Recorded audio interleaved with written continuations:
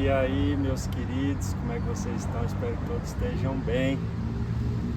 Estamos hoje continuando aí nossa jornada de leitura e reflexão do Evangelho de João, comentado e refletido por cada um de nós. Muito importante lembrar você de fazer a sua leitura e a sua reflexão e deixar que o Espírito Santo fale ao seu coração através da palavra da verdade, da palavra que transforma, da palavra imutável, a palavra de Deus. E nós vamos ler hoje João 10, a partir do versículo 26, diz assim a palavra de Deus: mas vocês não creem porque não são das minhas ovelhas. As minhas ovelhas ouvem a minha voz e eu as conheço e elas me seguem. Eu lhes dou a vida eterna e elas jamais perecerão e ninguém as arrebatará da minha mão. Aquele que meu Pai me deu é maior do que tudo. Aquilo que o meu Pai me deu é maior do que tudo. E da mão do Pai ninguém pode arrebatar. Eu e o Pai somos um. Os judeus mais uma vez pegaram pedras com a intenção de apedrejá-lo. Mas Jesus lhes disse: tenho mostrado a vocês muitas obras boas da parte do Pai. Por qual delas querem me apedrejar? E os judeus responderam: não é por obra boa que queremos apedrejá-lo, e sim por causa da blasfêmia.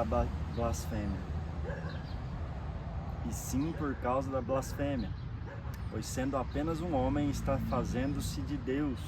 E Jesus disse: não está escrito na lei de vocês: eu disse, vocês são deuses? Versículo 35.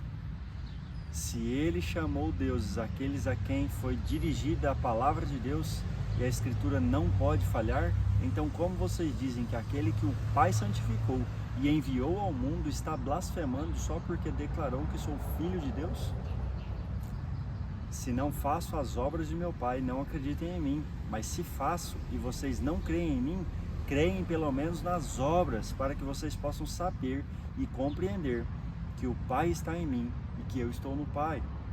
Então tentaram outra vez prendê-lo, mas ele se livrou das mãos deles.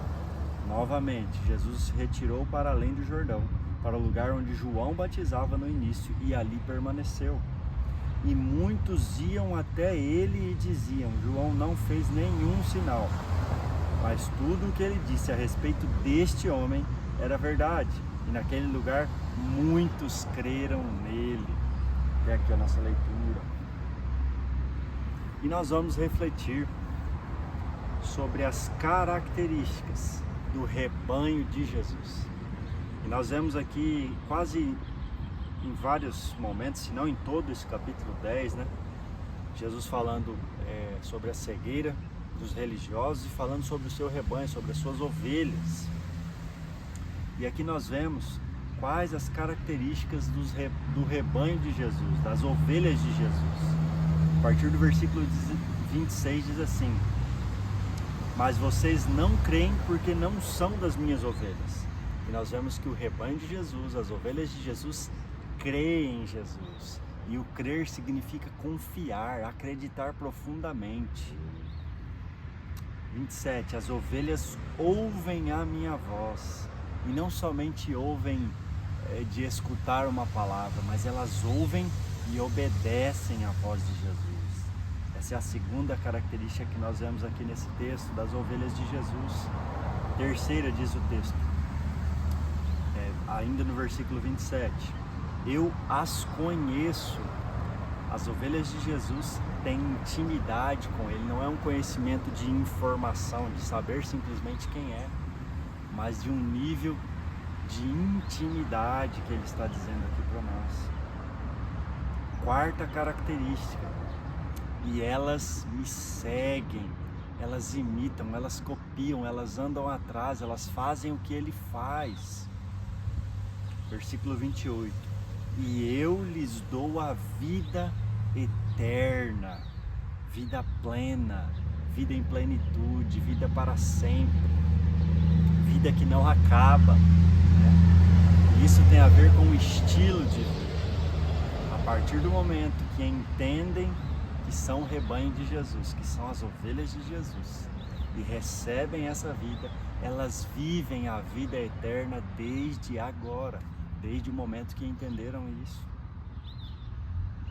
Versículo 28 ainda: e jamais perecerão, e ninguém as arrebatará da minha mão.